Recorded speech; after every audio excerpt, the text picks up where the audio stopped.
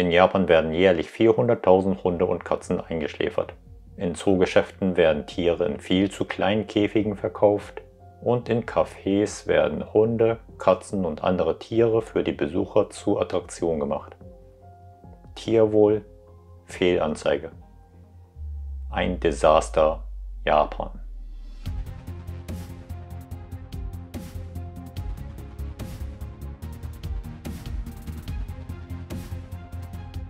Willkommen bei Einfach Japanisch. Ich bin Hiro und heute geht es um das Thema Tiere. Das, was im Intro gesagt wurde, sowas hört man häufig, wenn es um das Thema Tiere in Japan geht. Nur sehr häufig werden in Videos oder Artikeln viele Sachen pauschalisiert und es werden auch häufig veraltete Daten eingesetzt. Aus diesem Grund wollte ich auch etwas zu diesem Thema sagen. Erst einmal vorweg.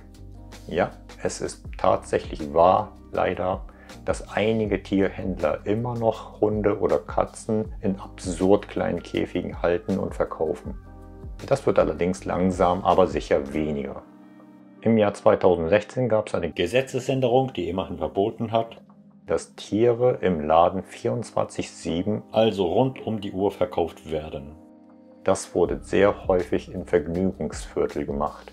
Und es wurde auch gleichzeitig verboten, Hunde oder Katzen, die jünger sind als 8 Wochen, zu verkaufen. Das ist natürlich noch lange nicht ausreichend, aber schon mal ein Zeichen dafür, dass sich da was tut. Und es wird auch immer wieder thematisiert, dass Japan in der Hinsicht zurückgeblieben wirkt. Vor allem im Vergleich zu Deutschland, das im Tierwohlangelegenheit zu den fortschrittlichen Ländern gehört, während andere Länder auch in Europa, wie zum Beispiel Frankreich, noch Schwierigkeiten damit haben.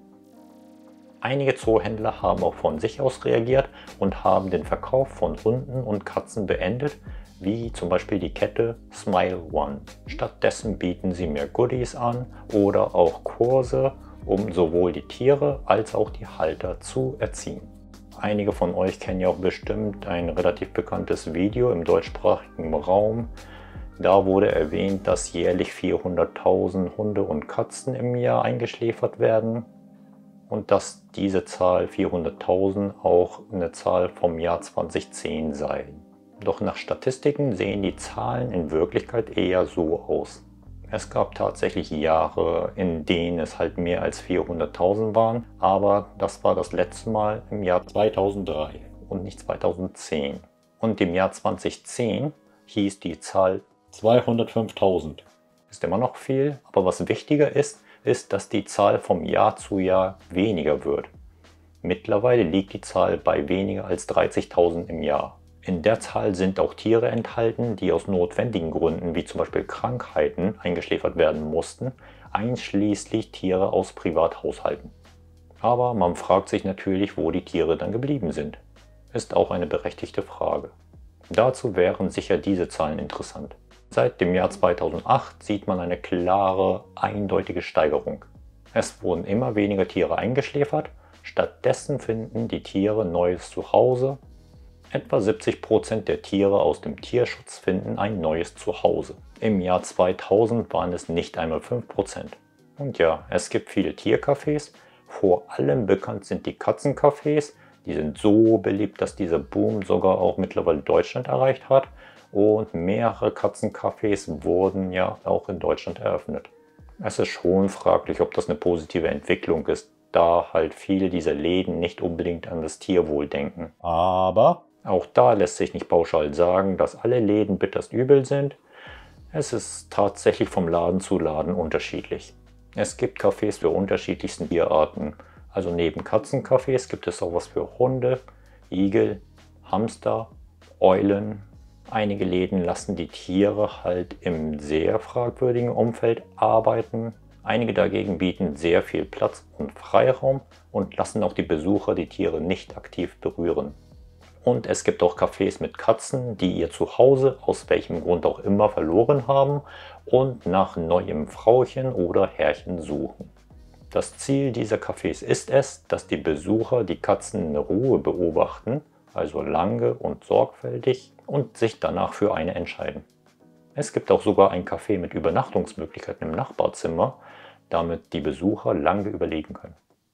Also was ich auf jeden Fall hiermit sagen möchte ist, Ja, der Zustand zum Thema Tierhaltung ist in vieler Hinsicht noch lange nicht optimal, aber man sieht auch anhand der Zahlen, dass sich da schon einiges tut. Oft wird einfach nur berichtet, dass in der Hinsicht in Japan einfach nur alles scheiße ist.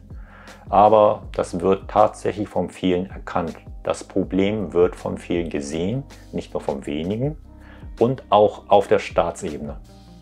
Also es ist nicht einfach alles Mist, sondern vieles ist noch nicht super, aber immerhin auf dem Weg zur Besserung. Wenn sich da was tut oder ich irgendwas Interessantes zu diesem Thema höre oder lese, dann melde ich mich wieder auf jeden Fall. Und ja, zum Thema Tiere gibt es noch etwas, was ich sagen möchte. Also ich bekomme immer noch Kommentare oder auch Direktnachrichten und E-Mails, in denen gesagt wird, dass in Japan diese genannten Tiere auch noch gegessen werden. Aber das stimmt einfach nicht. Das passiert nicht in Japan. Punkt. Vielen herzlichen Dank, dass ihr so lange zugehört habt. Habt ihr Vorschläge zum Thema Mythbusters? Dann immer her damit. Unten ist das Kommentarfeld. Und ich freue mich immer über eure Anregungen, Kommentare, Daumen hoch, Abonnement, Mitgliedschaft und hoffe natürlich, dass wir uns beim nächsten Mal wiedersehen. Mata ne!